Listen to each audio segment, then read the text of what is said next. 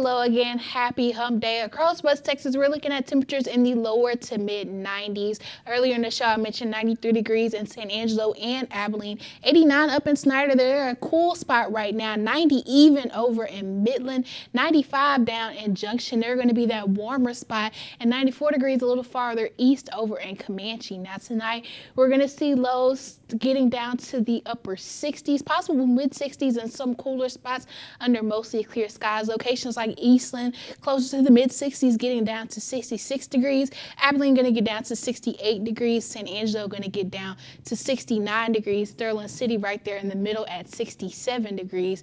Now over the next couple days, we're going to continue to maintain these above average temperatures. But at the end of the weekend, we have our next cold front coming that'll bring temperatures right back to average for this time of year.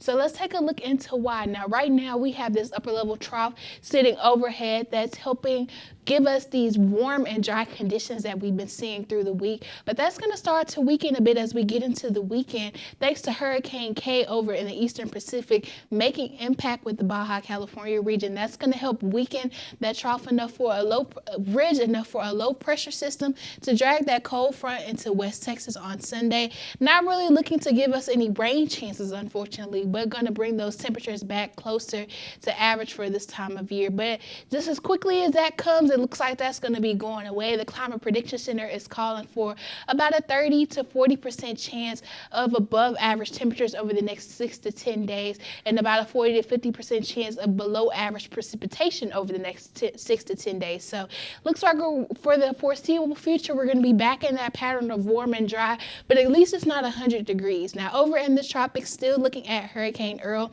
expected to become major Hurricane Earl by Friday, possibly peaking as a Category 4 over the weekend. Time is going to tell. We're going to be keeping an eye on that.